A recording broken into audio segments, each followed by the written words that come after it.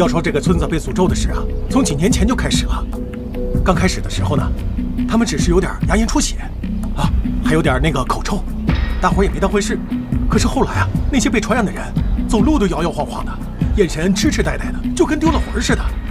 再后来，那些人啊，他们就出现了那个耳聋眼瞎，其中有的人，他跟发了疯似的，他自个儿就往那河里跳，可吓人了。是啊，这还有更离奇的呢。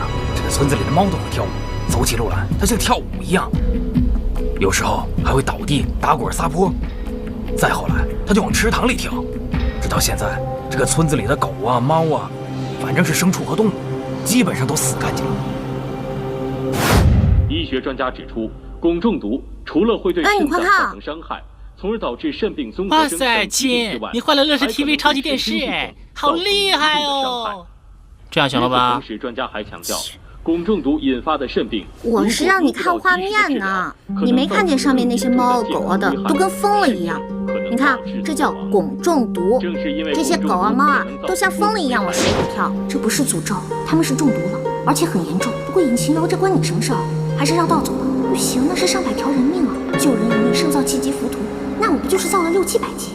小女子在世有所为有所不为，进去看看。走，谢谢，我知道了。哎，姑娘，你不能进去。放心吧，我不会连累你们的。别，姑娘，姑娘，哎呀，这可怎么办呢？这是。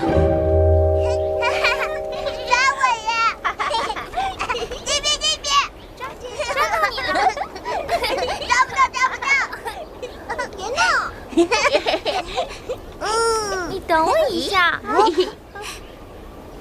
啊！快来人啊！有外人进村了！哎，别喊了，别喊了，我是来帮你们的。外人？怎么回事？谁呀？快说你是谁？为什么来我们长河村？对啊，你干嘛来？是啊，谁派你来的？没有人派我来，我是自愿的，我是真的来帮助你们。这帮我们？哼，谁要你好心呢？你与我们非亲非故，不怕被诅咒，反而过来帮我们，肯定有阴谋。不是的，你们这个不是诅咒，是中毒了。虽然很严重，但是还是能治愈的。请大家相信我，我是真的来帮助你们的。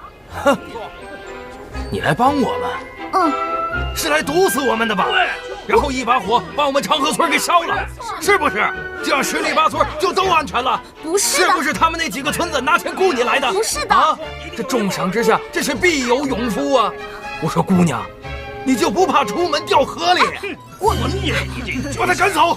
轰走！不是，走，快点走！我真的是来帮。干嘛？不，别这样，他们很可怜的，我真的想帮助他们。他是谁啊？咱们别着急，万一他真是来帮咱们的。青柔，听我劝，离开这儿吧。这个村子连最好的医馆都治不好，更何况你一个弱女子。你要执意进村的话，自己都可能被传染上。不行，独孤，我不能走，我一定要救他们。要不你先走吧。青柔，算了，我留下来帮你。谢谢你，独孤。请大家相信我，我一定会把大家治好的。我凭什么相信你啊？为什么相信你啊？哎呀！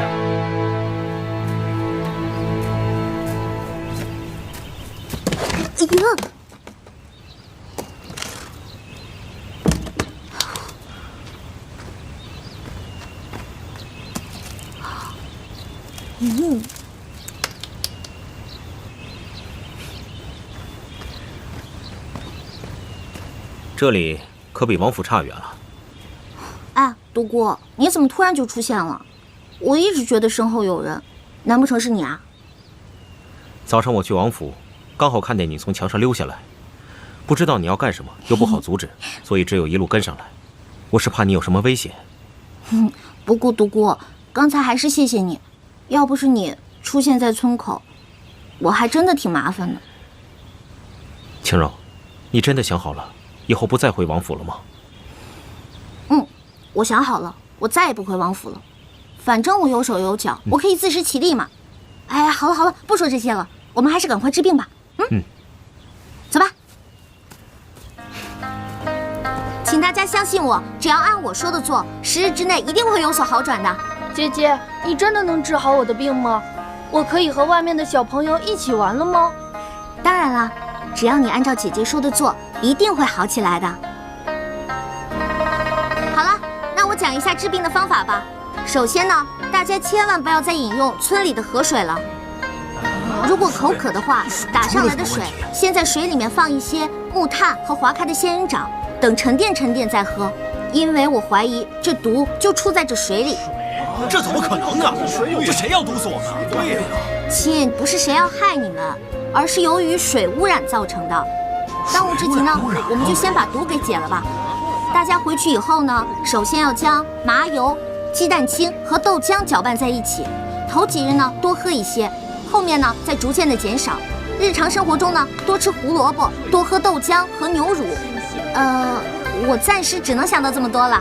等我想到其他的，我再告诉大家。有些原料呢村里面没有，我现在就去买回来。大家就按照我说的去做吧。算了，反正都是一死，无非啊早晚的事儿。哎，看这姑娘倒是挺面善的，不如待会儿让她先试试怎么样？试试，行，那就先试试吧。既然大家相信我，我一定会不负众望的。那我们就相信你了啊！那大家就散了吧。对，准备吧，啊，准备。哎，走。看来还是我去吧。你去干什么呀？你又不知道买什么，你就留下来照顾他们吧。好像某人的钱袋被偷了吧？哎，你知道啊？那你干嘛不帮我抢回来，害得我饿肚子？我也是看到你付账的时候拿不出钱，才想到前面那个人是贼。我也不知道。怎么，生气了？我哪有那么小气啊？我是要给你写你需要买的东西呢。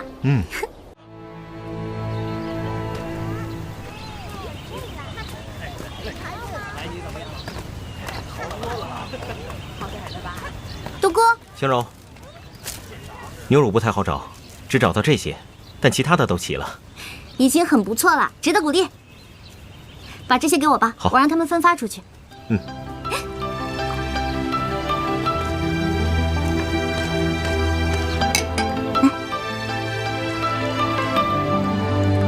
千万不要再喝井里的水了啊！谢谢。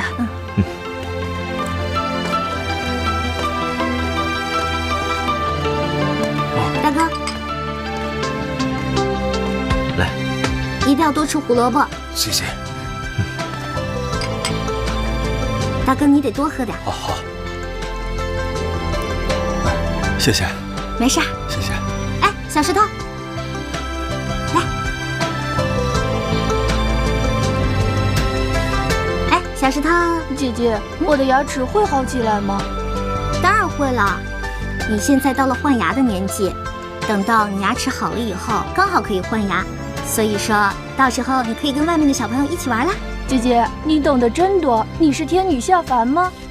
姐姐可不是天女下凡，姐姐是个普通人啦。好了，你过去玩吧。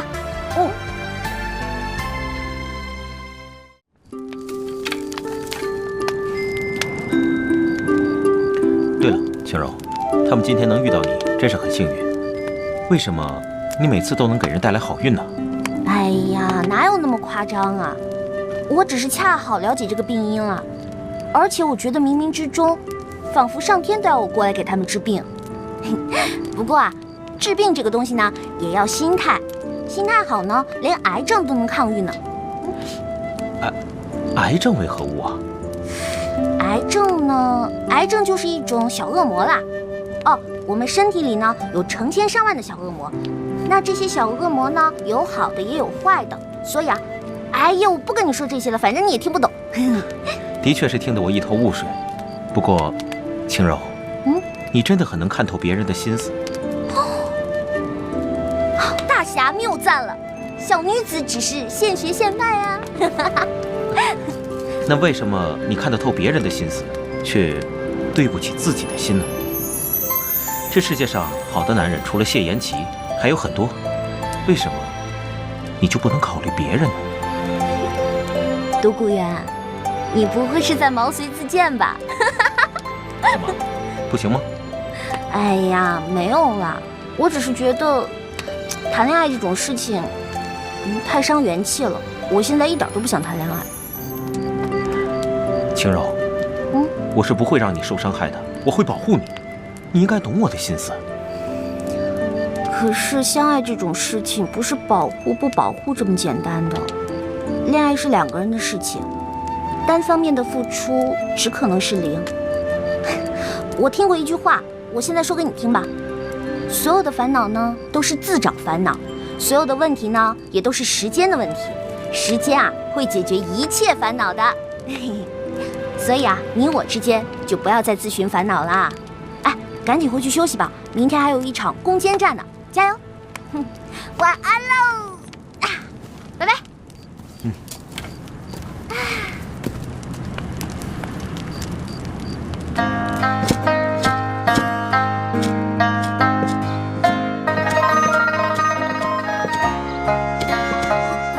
晴儿姑娘，晴儿姑娘，晴儿姑娘，你看看我的牙，是不是好多了？晴柔姑娘，你看我那也比以前好多了，还有咱家那老伴儿啊，那嘴他也不臭了。我代表全村的人，真的好好感谢你啊！谢谢你啊！哎，你看当初我们对你……没关系的，你看你们现在不都好多了吗？我就放心了。再说这才几天啊，你们就都有所好转，再坚持下去，我相信一定会痊愈的。我们相信，晴柔姑娘，真的好好谢谢你啊！你可是我们的大恩人呐！没关系，谢谢谢谢谢谢啊！晴柔，你真的很有办法，村民们都好的差不多了。也不全是我的功劳。我以前听过一句话，叫做帮助别人，快乐自己。一开始我还觉得是哪个闲人闲着没事儿写的这句话呢，现在想来很有道理。看到他们有所好转，我心里真的很开心。哎，对了，就像是那样，你送了我一朵玫瑰，然后你手里还有玫瑰的香味儿。你是在暗示我可以送你鲜花吗？就是阿广说的你们的那种习俗。阿广连这个都告诉你了，他还真能聊。说起阿广，也不知道他现在怎么样了。你放心吧，阿广一定过得很好的。哎，别哭了，别哭了。你折腾啥呢呀？孩子刚睡又醒了。来，娘，我没有，你看他都尿了我一身。不，哎，你听，其实那就是生活的声音和味道。啊？什么？我啊，就是觉得他们这样的生活其实也挺好的，没有那么多复杂，也没有那么多阴谋，每天只想着柴米油盐、吃饱穿暖的问题就够了。其实，他们也有他们的烦恼。真正的世外桃源是没有的，穷人有穷人的忧心，富人有富人的烦恼，一切皆是有代价的。独孤，你说你又有才华，又有钱，武功又高，然后还懂医术，就你这样的人还会有烦恼吗？那你的梦想是什么呀？就是如果没有世外桃源的话，那你想象中的生活会是什么样的？我有一个也许一辈子都无法实现的梦想，喜欢一个不知道何时才会属于我的姑娘，但我会继续追求，因为和她在一起的日子就是我想过的日子。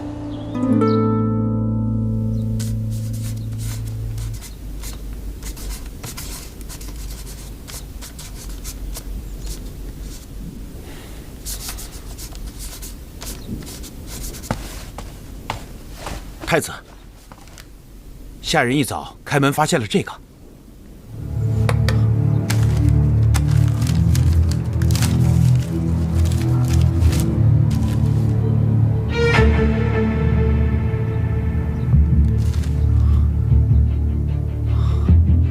顾不得那么多了，就算是虎穴，要闯上一闯。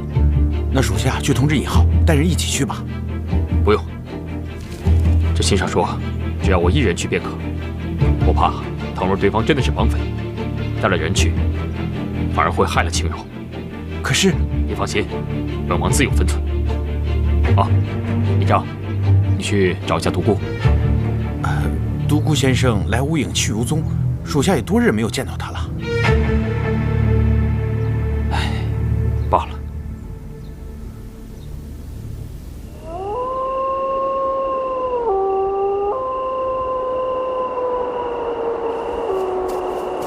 太子殿下还是站在原地比较好。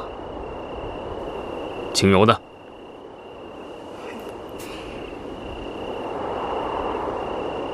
太子殿下果然深情，为了尹晴柔那个臭丫头，也值得太子殿下一个人前来孤身冒险。殿下果然是情深意重啊！你是何人？晴柔为何在你手上？谁说尹晴柔在我手上？那你要本王来做什么？要你来是要告诉你，尹晴柔虽然不在我手上，但是我却知道她现在在哪儿，又与何人在一起。那你快说，她在哪儿？与何人在一起？殿下莫急嘛，我若告诉了你，又有何好处呢？别绕弯子了，想要什么？说。我只要太子殿下一句承诺。倘若有朝一日，我遇上自己解决不了的麻烦，还望太子殿下略施援手。笑话！若有一日你要本王为非作歹，本王也要答应你吗？哼，这就要看太子殿下对尹晴柔的感情到底有多深了。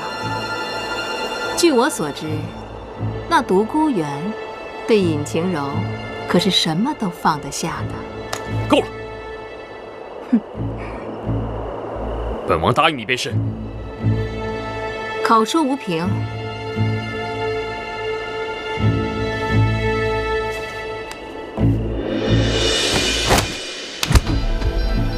倘若他日有难，拿着这块玉佩来找我，本王必一诺千金。如此，那我就先谢过太子殿下。现在可以说了吧？晴柔在哪儿？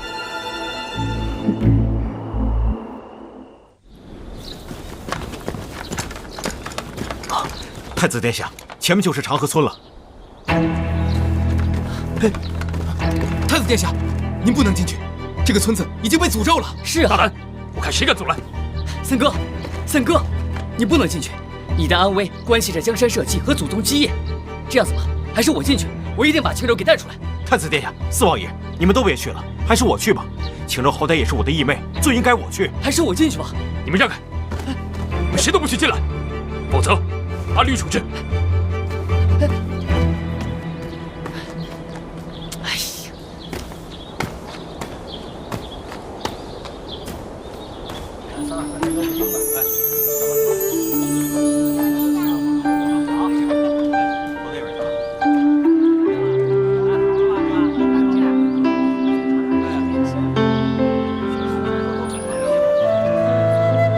晴柔，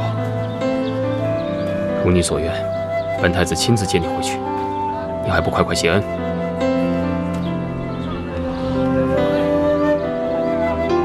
不好，尹晴柔，你大胆，竟敢大婚当前，私自出走，让我堂堂一国太子颜面何存？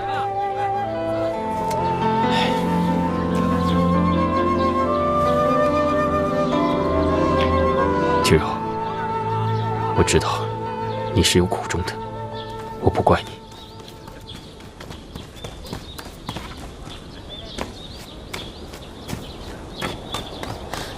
姐姐，姐姐，外面来了一个奇怪的哥哥，在那里自言自语的，好像不是我们村的人。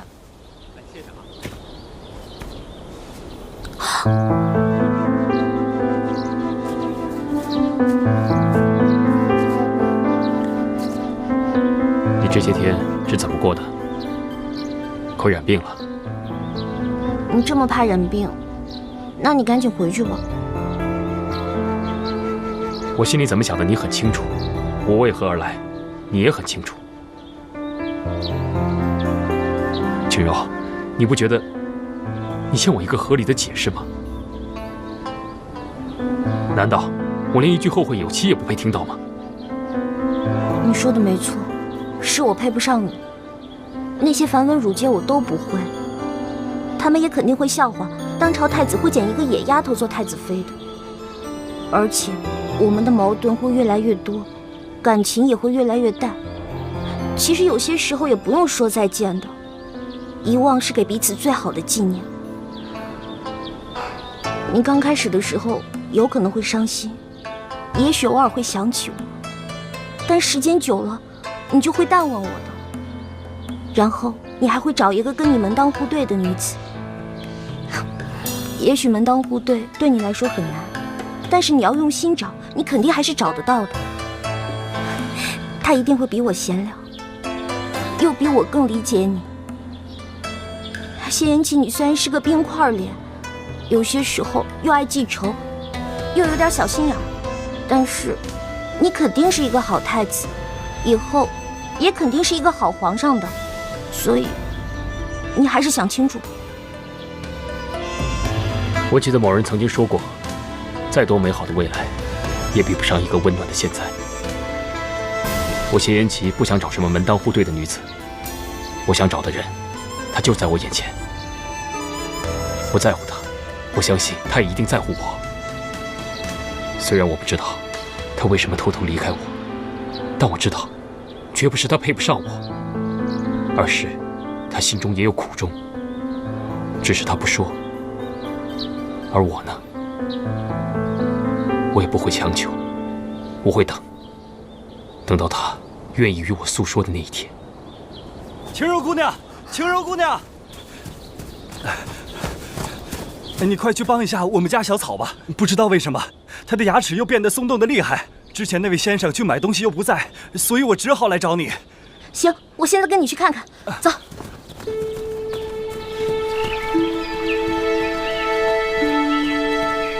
晴柔姑娘，快看，昨晚我们家能喝的水都被喝光了，打水路途又十分的遥远。小草发现自己的病情有所好转，就把自己的那份给了他弟弟。谁知道这孩子可能口渴难耐，就自己一个人偷偷地跑到这河边，喝了这里的水，甚至用这水洗了自己的手和脸，结果他的病情又复发了。那水质变成这样有多久了？这要从3年前说起了。那个时候有人发现这山上有什么矿井，就有人在这里开采，后来来采的人越来越多，甚至有些人就地引火冶炼一些稀奇古怪的玩意儿。从那个之后，这河水就再也不清澈了。原来如此，可是我也没有什么好的办法呀，只能通过木炭和仙人掌来净化水源。哎，如果能让水从木炭上流过的话，那样效果就会大大增加了。可是如果把木炭直接丢到水里，这也不太现实啊，况且也没有那么多木炭啊。可以用竹筒，把竹筒劈开，里边固定好烧好的优质炭，再把一个个竹筒衔接好，放在水流经过的地方，让水流通过竹筒流过，这样就是净化水了。哎呀，你太聪明了！哎，对了，你们这里有没有什么铜盆、铁盆的？然后全部把它们砸碎，砸得越细小越好，然后全部丢到水里，这样也可以净化水源的。青柔姑娘，你说的这些东西，别说我们没有，就是有的话，我们也舍不得给你啊，因为这东西都是些稀罕之物。哎呀，那可怎么办啊？你先别急，我去想想办法。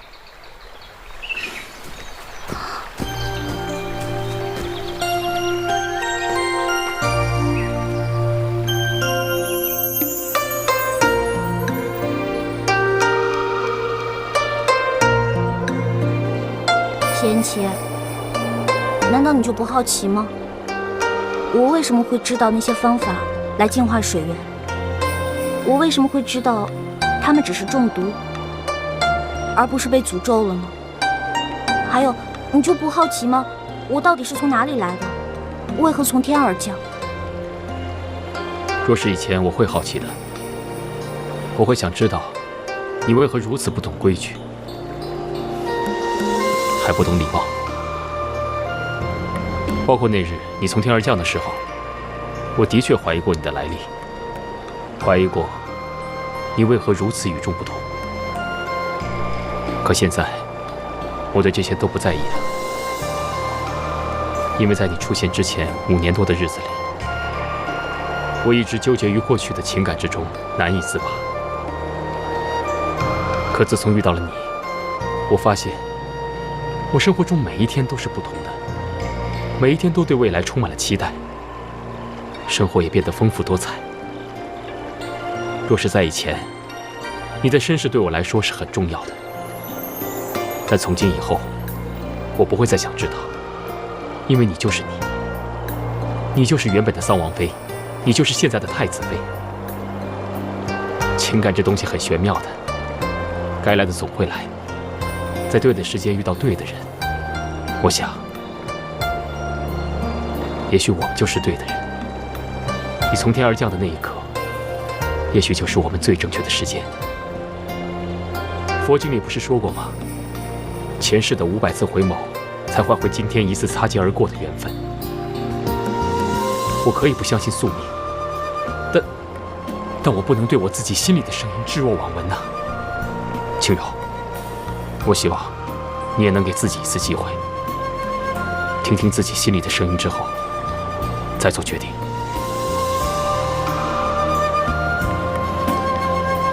啊，这个你拿着。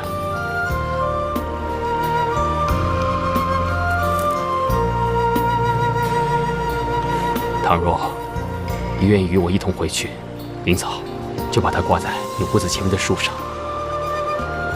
倘若你不愿意，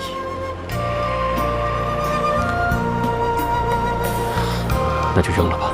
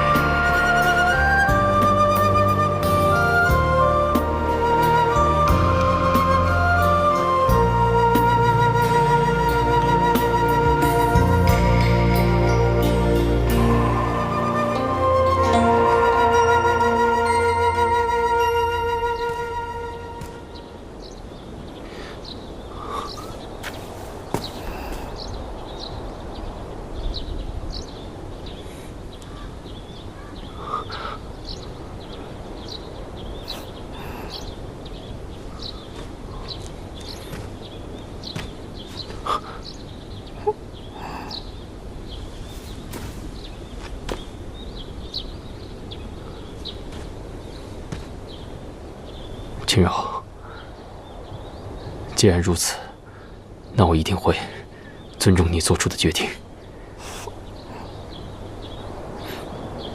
待村民全部医治好之后，自然我会离开，不会再纠缠于你。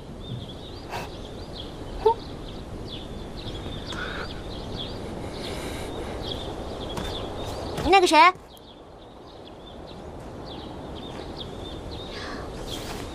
帮我刮一下呗，我又没有那么高，我还有点害怕呢。青柔，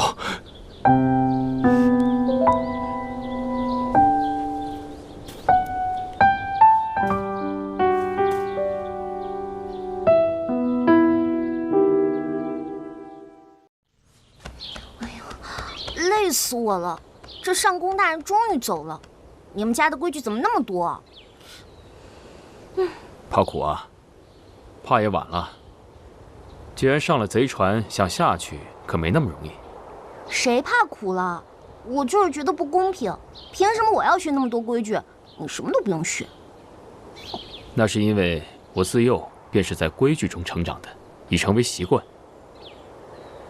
我倒是非常羡慕你的肆意妄为。哎，你谁肆意妄为了？真是！哎，对了，冰块脸，你喜欢什么茶呀武夷岩。武夷岩？那你喜欢什么花啊？那当然是青龙卧墨池。青龙卧墨池？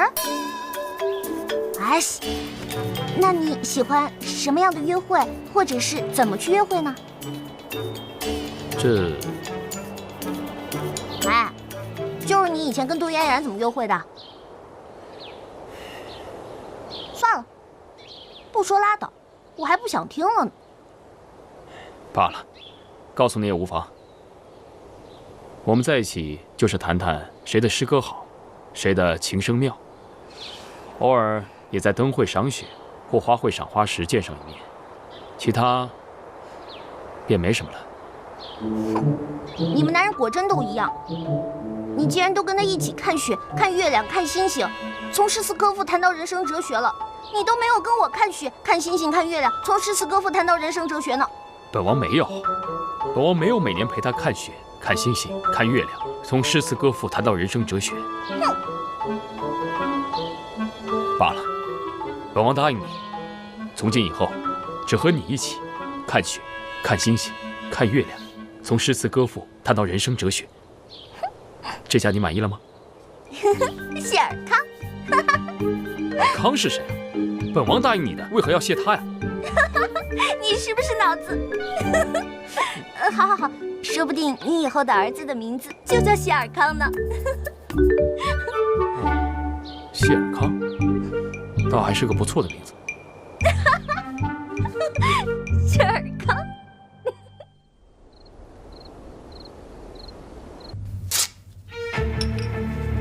气死我了！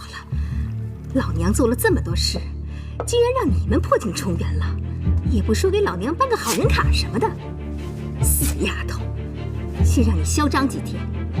要不是老娘告诉谢延琪你的下落，你哪有机会回到王府啊？还当上了什么太子妃？太子妃，哼，那就看你有没有那个命享受了。连个破布都跟我作对！气死我了！穿越过来什么事都不顺，为什么是我穿呢？为什么是我穿？我为什么要穿呢？凭什么是我穿呢？凭什么要穿呢？因为不穿会冷啊。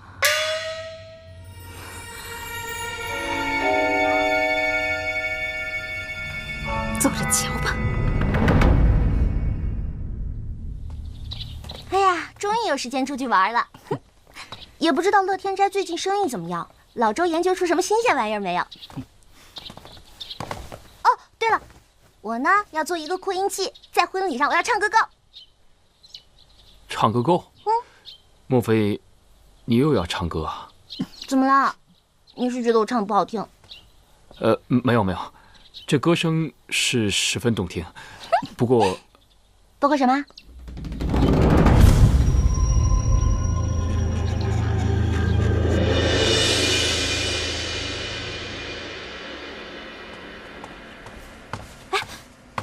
怎么样了？人都安排好了吗？谢延琪呢？都安排好了，大夫一会儿就过来。我留下几个人照顾慕容姑娘。不过太子说先回房了，不用备饭了，他想静静。静？哼，我还想闹闹呢。小姐，闹闹又是谁呀？哎，也没谁。对了，你说那个女孩叫慕容依允，对吗？你是不是认识她？这我也不认识，我就是听府上的老人说过几句。好像这位慕容姑娘是太子的旧相识。旧相识？有多旧啊？这个……哎呀，喜儿，你听到了什么你就告诉我嘛，你可是我的人。小姐，我也是听说的，可不一定。这个姑娘呢叫慕容依允，和咱们的太子殿下从小便是青梅竹马，可是皇后呢却一直不喜欢慕容家，也就牵连了对慕容依允的看法。但是太子也很喜欢，而皇上呢也是支持的，还为他俩定了婚约呢。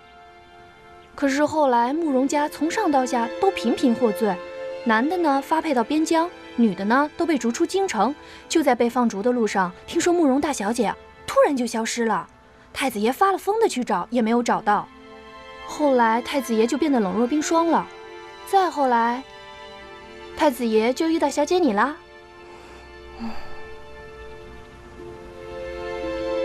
照此看来，这位慕容小姐应该是无辜的。毕竟她跟谢延琪的婚约在我之前，就从谢延琪这5年之内没有和任何女子亲近来看，她肯定是非常爱这位慕容姑娘的。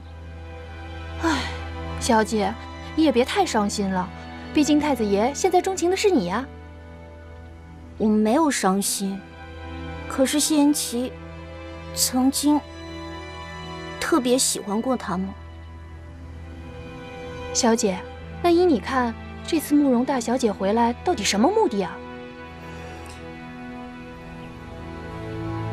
哎呀，才来来猜去，我们还是别猜了。等人醒了，不一切就真相大白了。什么？慕容家那个死丫头居然逃出来了？他们是怎么做事的？是。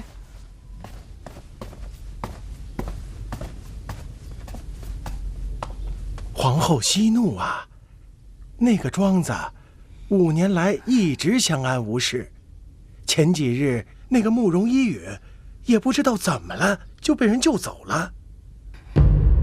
我再三嘱咐万事小心，结果到最后还会出现这样的问题。娘娘，此事老奴也在追查之中。据之前的那个管事来报，这是有人暗中相助，帮他逃走的。这么说，那个丫头居然还有同伙了？岂有此理！启禀皇后娘娘，相国求见。快请。是。好了，这事我知道了。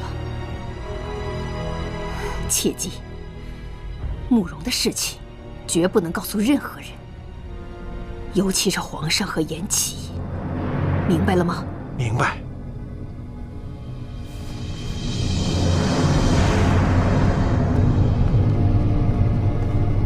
参见娘娘。哥哥来的正好，想必哥哥也听说了慕容一允那个死丫头逃出来的事情了吧？略有所闻。但现在的麻烦不仅如此，现在他已经躺在了太子府，这才是最麻烦的。什么？他还敢去找琪儿？他把琪儿害得还不够吗？琪儿才刚刚过几天消停的日子，他真是个丧门星。当务之急，还是快想想怎么解决此事吧。怎么解决？还能怎么解决？等他能爬起来，就速速派人把他送走。这次再把他送远一些，再把他看牢一些。娘娘，此事恐怕没有那么简单。他赖在太子府，就是不想被送走。他与太子青梅竹马，太子不会坐视不理的呀。这事容不得他。难道太子就不是我的儿子了吗？我绝不允许让慕容家那个逆子再来糟蹋我儿子。想给我做儿媳妇，下辈子、下辈子他也休想。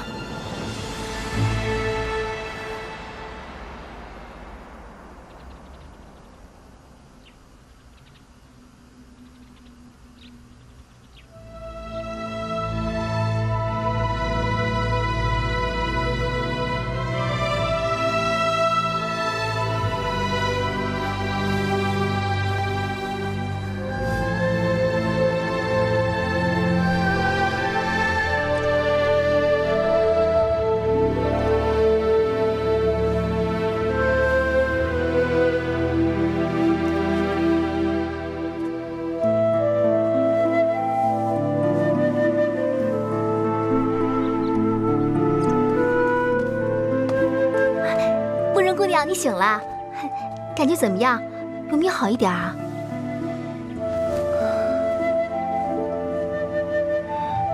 这里是哪儿啊？我睡了多久了？姑娘，这里是太子的府邸呀。太子？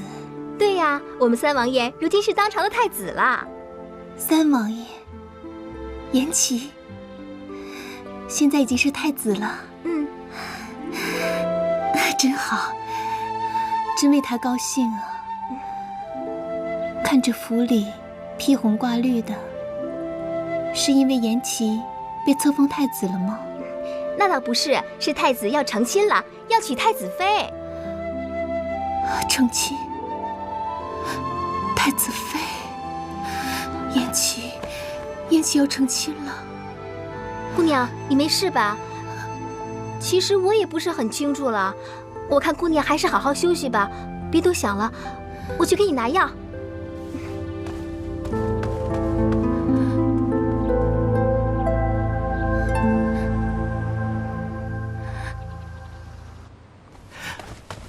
舅舅，刚刚可是见了母后，不知母后的意思是？皇后对慕容家恨之入骨，她是不会让他娶她的。我想，他是要把他送到更远的地方看守。这慕容依允，他倒是搅乱了一池春水呀。不过这样也好，对于我们来说，倒不是一件坏事。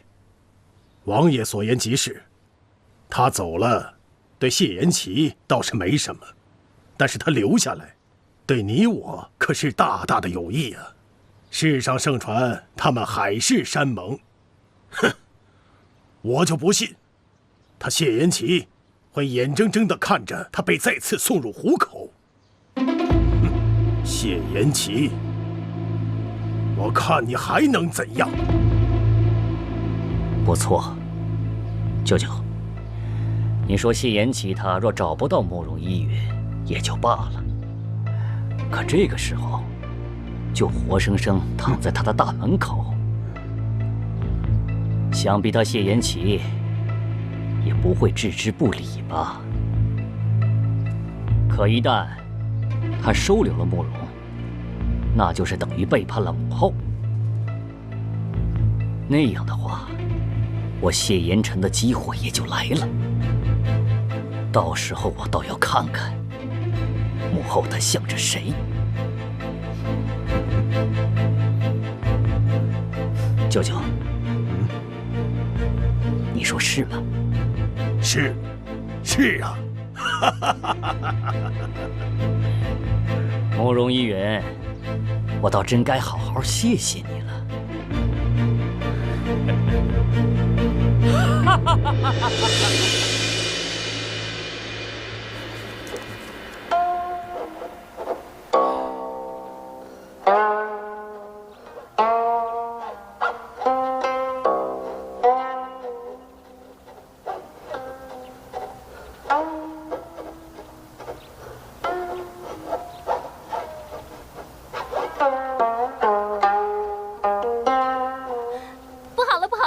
太子殿下，慕容姑娘她……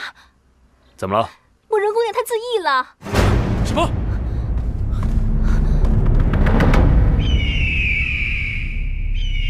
慕容，慕容，慕容，慕容，慕容，你为何要这么做？你是想逼死我吗？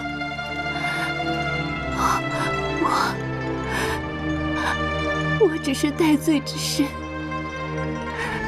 皇后知道了是不会放过我的。慕容知道你被立为太子后，很高兴，能在余生还能与你再见上一面。慕容也已心满意足，此生无害。还望太子成全于我。休想！我绝对不允许你自寻短见。太子，你马上就要大婚了，且不要因为慕容再与皇上娘娘起了冲突。自我到来至今，你也已想清楚了，留在这里也只会让你为难。倘若慕容真的死了，也许对你我，对大家都好，不是吗？你不许说死！我已经经历过一回，不想再经历第二次了。你千万不要胡思乱想，养好身体比什么都重要。母后那边，我自会处理。你安心调养身体。这些年委屈你了，延琪哥哥。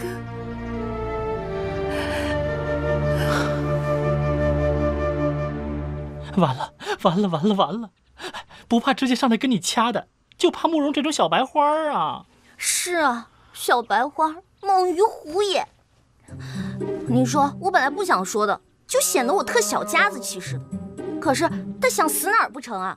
偏跑到王府门口来，这不诚心给人添堵吗？谁说不是啊？还说什么？哎呀，我要死了，对大家都好。他如果真的想死，过去这5年当中有无数次的机会可以去死，还不就是提着那口气，想有朝一日能够回到王府？哼，他的演技啊，真是要比孔少双还要好。咱们啊，应该给他颁一个奥斯卡最佳女配角。天哪，你为什么要这么坑我呀？你说这小白花在外面5年大风大浪都没事儿，怎么一回到原来未婚夫家里就嘎嘣一下想挂就去了呢？你说他这倒是一走了之了，到时候外人怎么想我跟谢言齐啊？肯定说我尹清柔蛇蝎心肠，逼死前任什么的。到时候我又落得一身骂名。可不是嘛！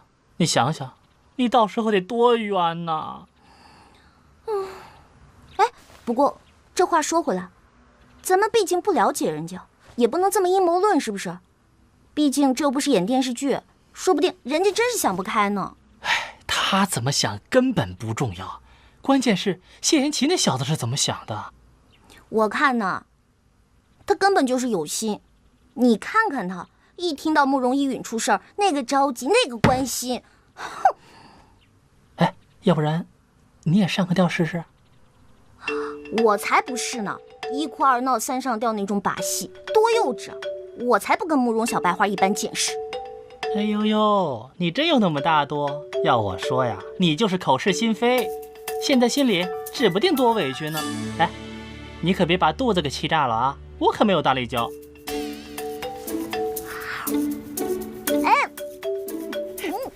这个臭喜儿，让他给我拿个苹果，他怎么拿这么硬的东西来？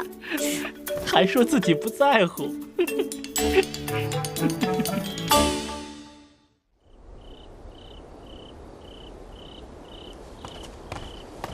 等等，这是给慕容姑娘送过去的吧？是，小姐。把它给我，你下去吧。嗯。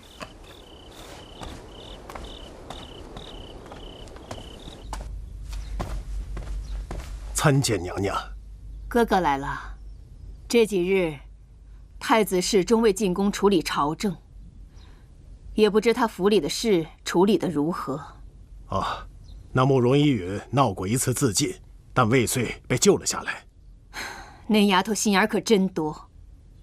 哼，我看她想死是假，想让琪儿留下来才是真。看来太子的意思是要留下慕容依允了。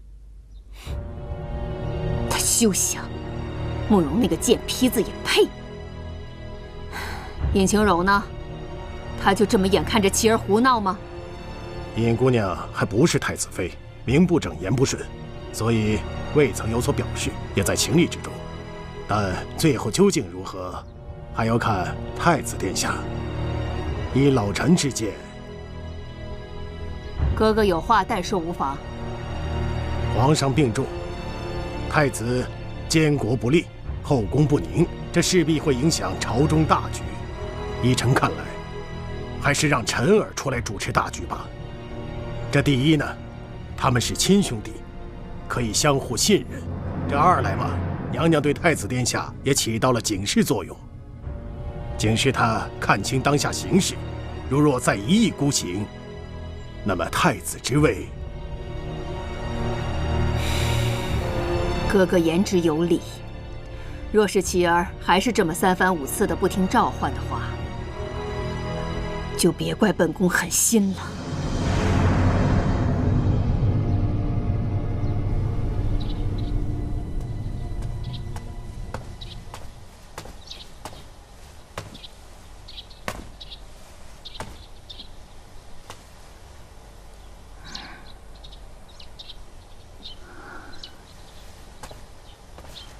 依云，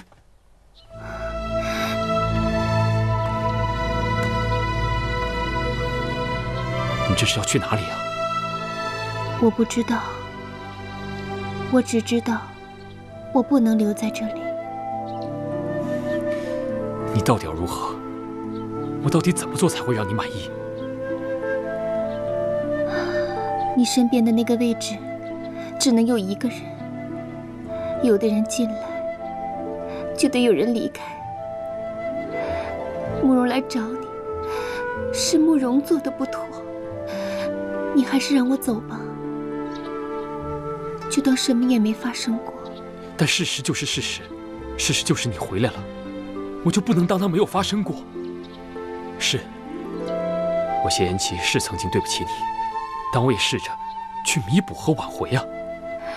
现在，老天既然给了我这样一个机会，我就绝对不会让他从我身边溜走。我谢言齐向你保证，我一定会给你一个交代。来人呐，在！送依允小姐回府，没有我的吩咐，谁都不许放她出去。是。慕容小姐，请。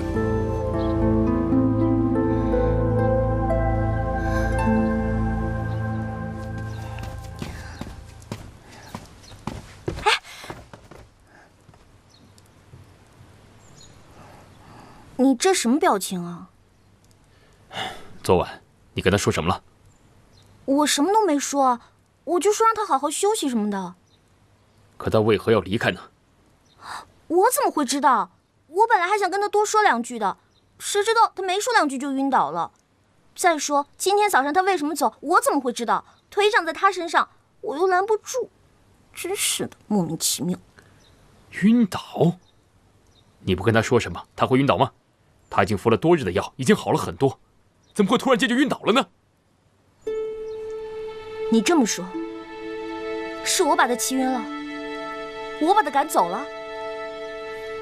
谢言齐，你还真看得起我呀！这个家是你的，就算我想改，我有资格吗？怎么，你承认了？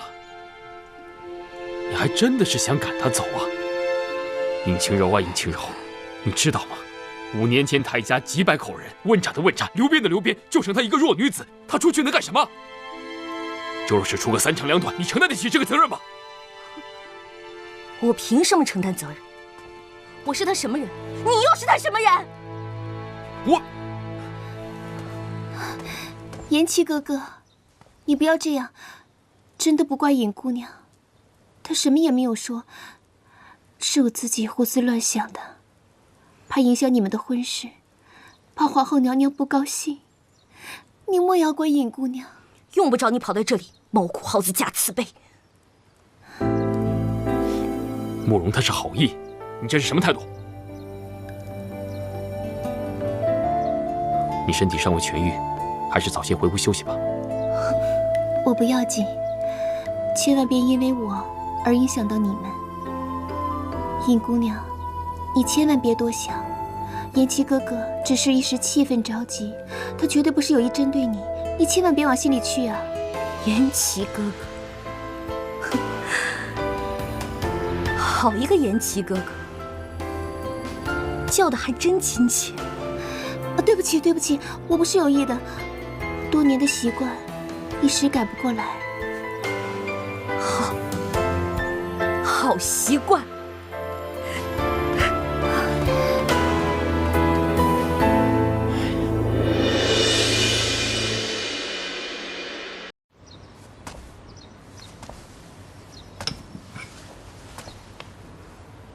姑娘身子好一些了吗？敢问这位姑娘是？在下本名双儿，也是相国的义女，后来就被送给太子殿下。说是义女，只是说来好听罢了，不过也是府中伤心人。姑娘千万别这么说，听你说来，我们也算是同病相怜。双儿姑娘，请坐吧。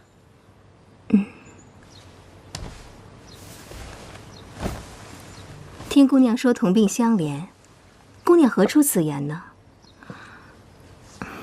姑娘之前的遭遇，我也听说了一些，也是为姑娘掬了一把泪啊。不过个中细节，我还是不太清楚。姑娘若信得过我，大可与我聊一聊，我也好替姑娘分忧啊。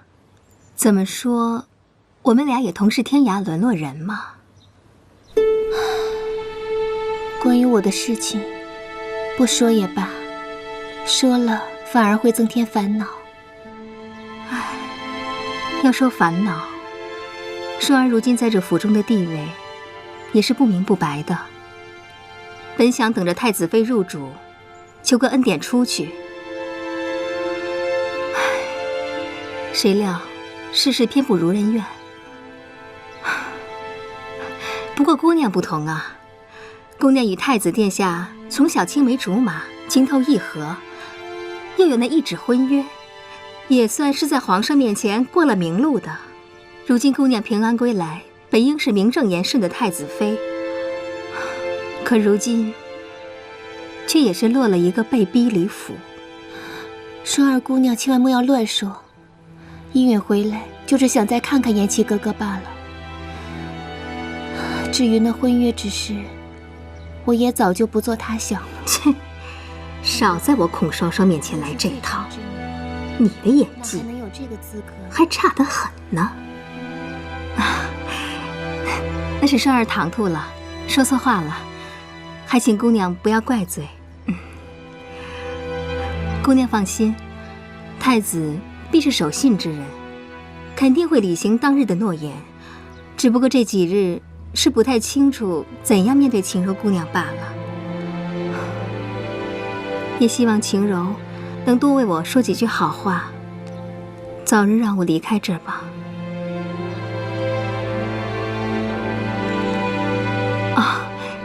说了这么半天的话，姑娘累了吧？慕容姑娘，你好好休息吧。双儿先告退了，咱们改日再叙。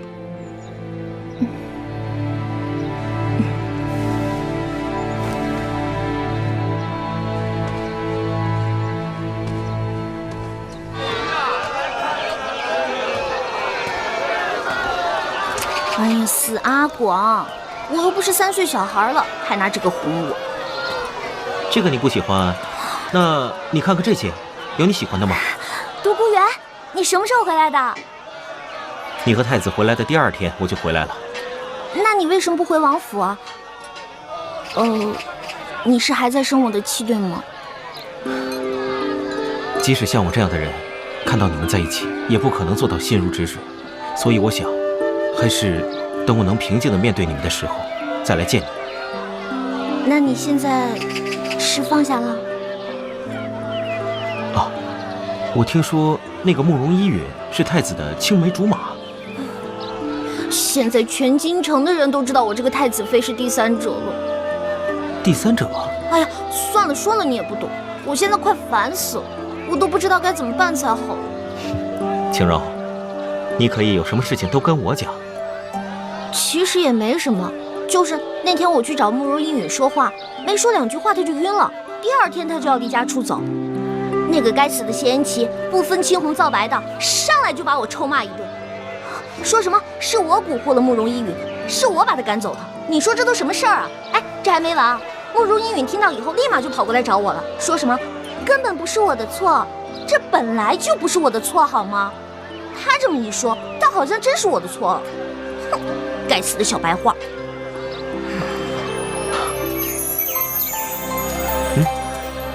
干什么？你不是要小白花吗？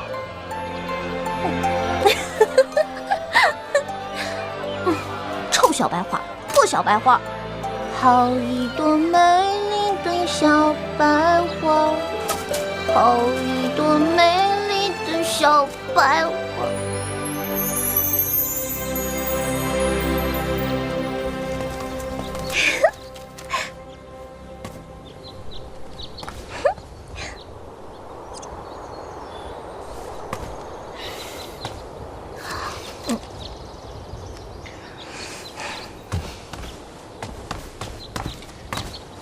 独孤，你何时回来的？啊，刚刚回来。晴柔，记着，有什么不开心的，随时来找我。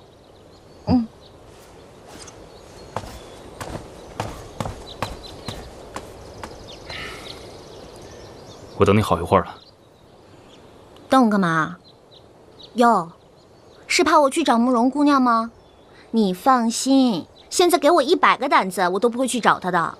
我不是这个意思，我是想说，昨日有些过于急躁，语气偏重，希望你别多想。我应当相信你的。哟，您这是在跟我道歉吗？哎呦，小的可不敢，一定是听差了。太子爷，您辛苦了，小的呀就告退了。晴柔，现在不是说气话的时候，你也知道我不是这个意思。那你什么意思啊？我与那慕容依允虽曾有过婚约，但都是很久以前的事了，我们就不要再提了。毕竟我魏国门的王妃是你尹晴柔，我心中也只有你一个人。你放心，待她痊愈之后，我会好好找她谈谈，看看她日后作何打算。无论如何，我都会尽全力帮助她，起码让她日后不愁吃穿。这样一来，我也算做到善始善终了。其实，我觉得你们真的应该好好谈谈，谈谈这5年内究竟发生了什么，谈谈这5年前他为什么不辞而别。等到真相大白了，你也了却了一桩心事。要不，就算他真的走了，这些问题也会横在我们俩之间。晴柔，你当真支持我这么做吗？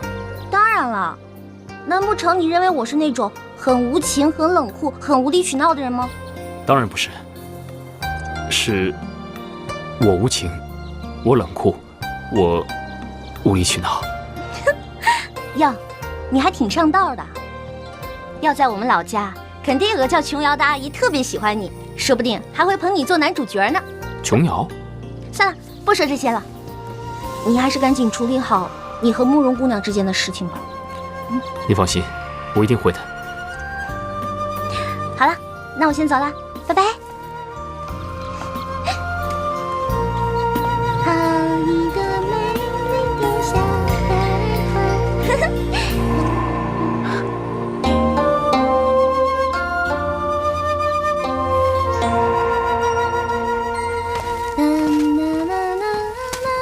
小姐，哎，喜儿，帮我拿个花瓶过来，我要把这些小白花插上。好一朵美丽的小白花，好一朵美丽的小姐，慕容姑娘差人来过好几回了，让你到花园里去。不知道这丫头又要干什么，万一又晕倒了，我岂不是又背黑锅了？不行，最好身边有个证人才行。喜儿，你现在去通知太子爷，让他去花园见我，就说我找他有事儿。是。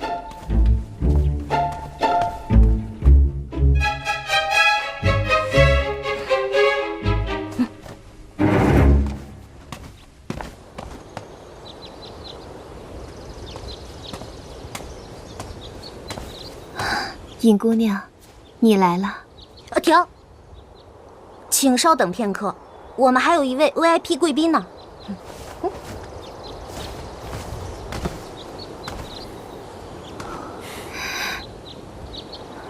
尹姑娘，你这是……你可千万别误会，我只是觉得在咱们2个聊之前，你先跟他说一下比较好。等你跟他聊完了，我们再聊好吗？那我就先不打扰你们了，我先走了，拜拜。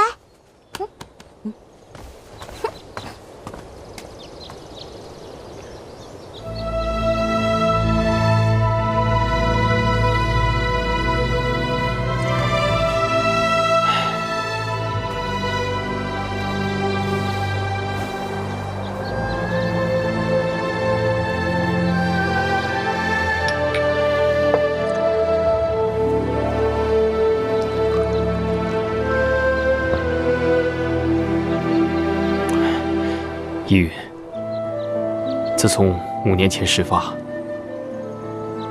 我寻遍了天南海北，也寻不到你的踪迹。这些年，你究竟去了何处啊？当年，朝廷宣判我爹谋反之罪，可我爹为人忠厚，为朝廷忠心耿耿数10载。他是绝对不会做出如此大逆不道之事。当年我也觉得慕容一家谋反之案颇有蹊跷。自那日判决之后，我一边寻找你的踪迹，一边暗中调查慕容一家谋反之事。唉，说来惭愧啊，日长年久，事无进展。还有，当年你慕容一家女丁皆为奴仆，为何唯有你一人的名字不见在册？此事是否另有他情啊？当年我慕容家被抄家时，我爹惨死，众家丁皆流放边疆，我与母亲等女眷也都沦为奴仆。就在我收拾行装之际，突然来了一伙蒙面人，将我强掳了去，把我囚禁在西院的一处别院当中，一关就是5年。就在前些日子，我被囚禁的地方闯进了几个蒙面人，我便趁着混乱逃了出去。你是说，当年你被一伙蒙面人所掳？是。你可还记得这伙人当中，身上是否有些明显的特征？他们将我囚禁的这几年，一日3餐均从门缝投入，依云不曾与他们见过。只是什么？我曾与一人无意中交谈，他是京城口音。京城口音？你可还记得你被囚禁之地？大致方位还曾记得，位于京城的西郊。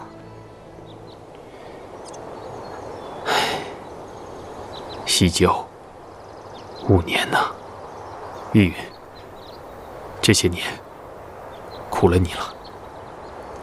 延琪哥哥，你可曾知道我母亲的下落？这，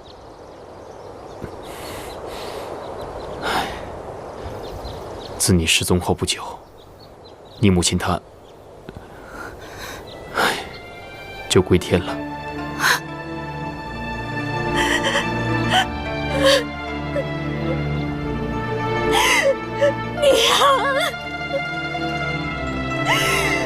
易云，既然水变，此事之中必有蹊跷。待我仔细查明真相之后，我必给你一个交代。延琪哥哥，你可要替易云伸冤呐！易云，我必将还你一个公道。你啊！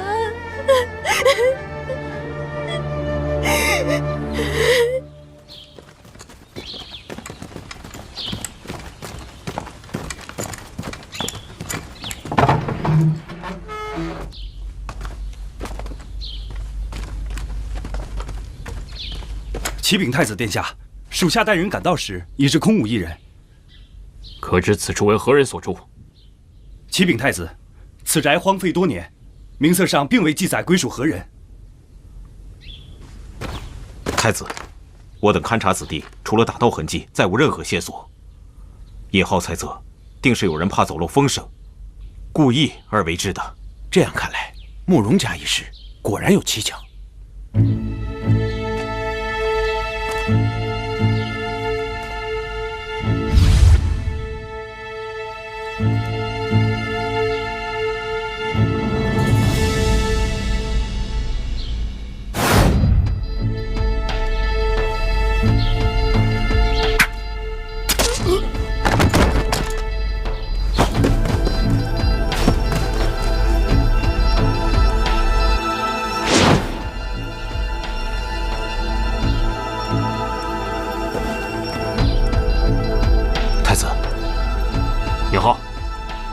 一定彻查此事，不可放过任何可疑之人。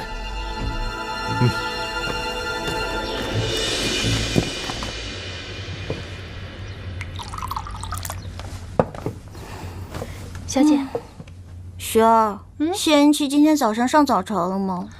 太子还是没有去上朝，宫中都派人来问了，可是太子还是不出门。喜儿听宫里人说，皇上好像很不高兴。这个谢延琪，为了慕容一允，连魂儿都丢了。刚送走了一个独颜然，又来个慕容一允，我尹清柔的命怎么这么苦？主子，现在可不是置气的时候，你马上就要成为太子妃了，得为太子殿下分忧啊。我就是咽不下这口气。不过照这么下去也不是个办法。是啊。bingo！ 对了，喜儿，你赶紧去帮我准备马车，我现在就要出门。啊？男神，未见其人，先闻其声，必定是女神来了。哟，看你这小嘴甜的。哎，轻柔，你还真把我这儿当自己家了，说来就来。那当然了，咱俩谁跟谁啊？尹兄，你这妹子真是越来越像你了。惭愧啊，惭愧。你惭愧什么呀？我丢你人啊？没有。哎，小四，说正事儿，我这次来是有事儿找你帮忙的。哦，所谓何事？你知道慕容的事儿吗？小王确有耳闻。我是想让你跟尹大哥去帮我劝劝谢延琪，他已经好几天都不出寝宫了，皇上为这个事儿都发飙了。你们儿女情长之事，外人去说又有何用啊？哎，你忘了你曾经答应过我什么？四王爷，太子爷与我等去查看囚禁慕容姑娘的地方。5年前慕容家之事有莫大的玄机。哦，果真如此？那当然了，你以为我尹清柔会为了感情的事情烦你啊？我这是为了江山社稷，好吗？算了吧，就你那么点小伎俩，我还看不出来啊。不过晴柔，别怪我没提醒你，三哥和慕容那是青梅竹马，要不是因为遇见你，三哥恐怕为了他一辈子不娶也说不定啊。哟，你还为他说上话了。再说了，你刚才不也说，要不是遇见我，既然他都遇见我了，那自然这些就不一样了。哎呀，我也不管别的了，反正总不能让谢延琪为了一个慕容一允就丢掉太子之位吧。没想到啊，你有这么高的觉悟，三哥遇上你真是他的大幸啊。这个不用你告诉我，我都知道。哎，这个忙你到底帮不帮？不帮。哎，你，那我还算是朋友吗？够哥们儿。那还用说啊？王爷，尹将军，太子殿下偶感风寒，恕不见客。哦，是吗？那我就更应该进去看看了。三哥，听说你病了。三哥，哎，坐着歇就得了。我这是没办法。三哥，四弟，你这是何故啊？听说三哥身体抱恙，骨肉兄弟哪能不来探望？我已无大碍，你们回去吧。我看三哥身体确实无大碍，但恐怕内心有疾，有些事还望太子早下决断。日子久了，必生后患。为什么你们都要我早下决断？一屋不扫，何以扫天下？太子竟然连如此儿女情长之事都决断不了，优柔寡断，何德何能管理好我朝江山社稷呢？你，小弟仗义直言，还望三哥不要见怪。本王只是不想辜负任何人，不想任何人为我伤心罢了。哦，真是笑话！没想到太子竟然是如此软弱之人，真是让我大失所望。小弟告退。难道我谢延琪真是如此不堪之人吗？李长，在。进宫。是。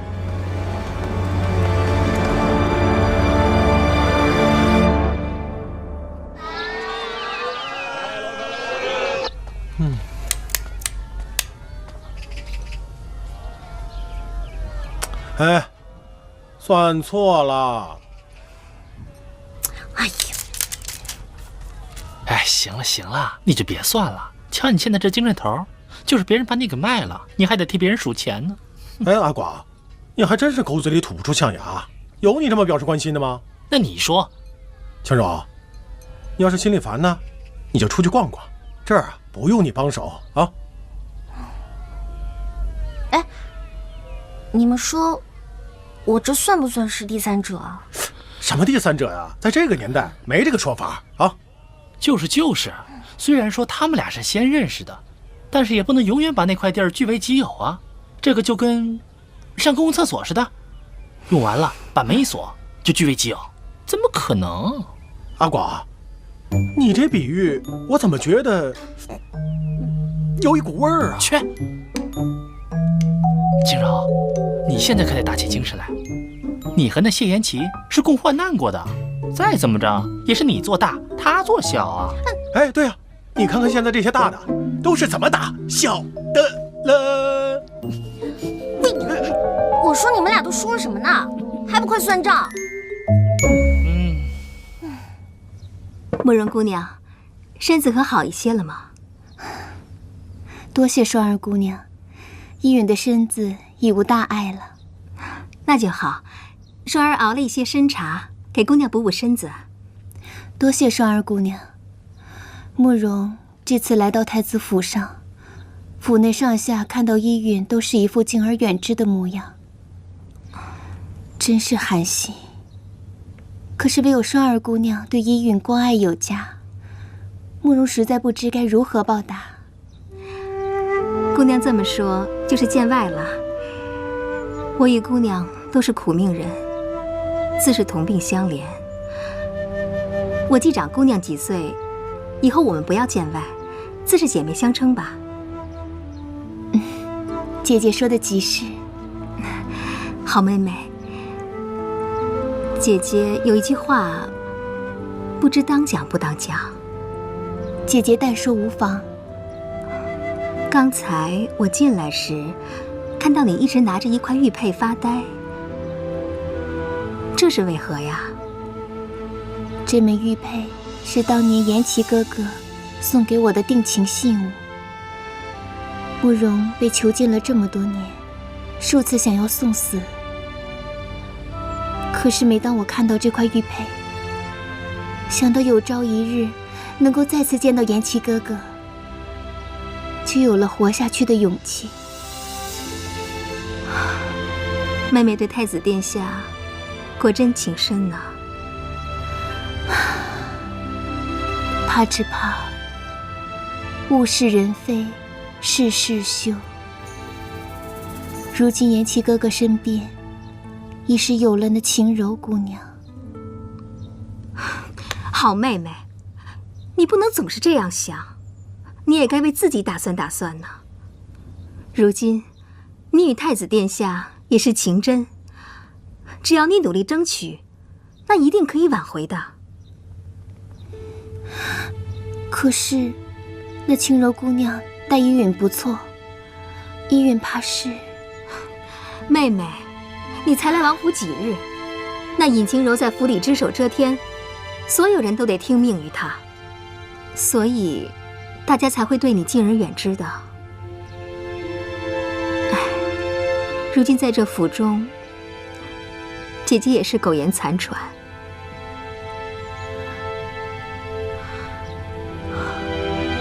姐姐莫要伤心，那晴柔姑娘果真是如姐姐所说的吗？那还有假？好妹妹，你与太子殿下本就有婚约在先，如今你又平安归来，自然是要履行婚约的，任谁也不能说三道四啊。你说是不是这个理儿？这……妹妹，姐姐一定会帮你的。